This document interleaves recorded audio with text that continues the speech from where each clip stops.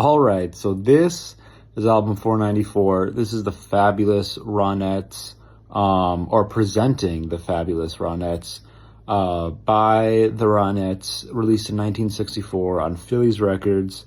I rate it as an acquaintance. You know, I think most people in the U.S. would probably be an acquaintance at a minimum with this album. There's some of the biggest pop songs of that era. This really encapsulates the beginnings of pop music.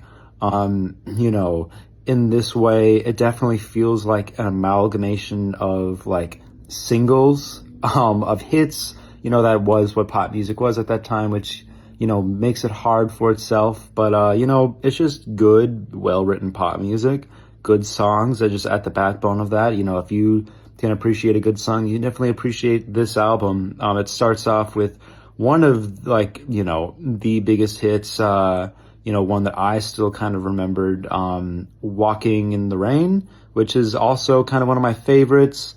And, you know, just kind of continues on there with just some great catchiness.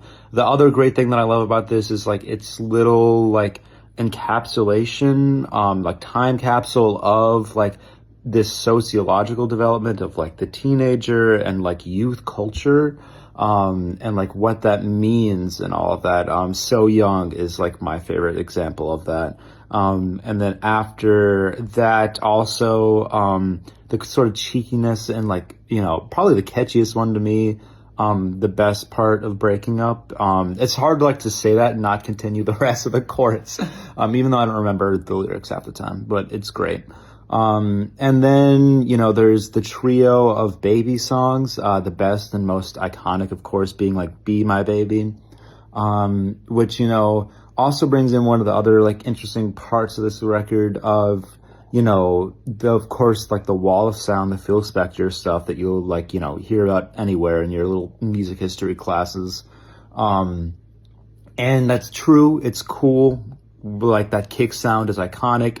But, you know, to me, the really interesting part is how like the drums become a hook. You know, there is like the iconic Be My Baby hook, but the drums fill that. I mean, it's a catchy like part all by itself. But, you know, that wall of sound can be a detractor of it. It makes some of these mixes really messy. It buries some of these vocals. I think the worst offender is that closer, Chapel of Love, which could be a great song. But, man, I can't hear anything that's happening. It sounds like bad chaos. You know, I'd give it at the end like a 6, 7 out of 10. Put it at number 6 on the list.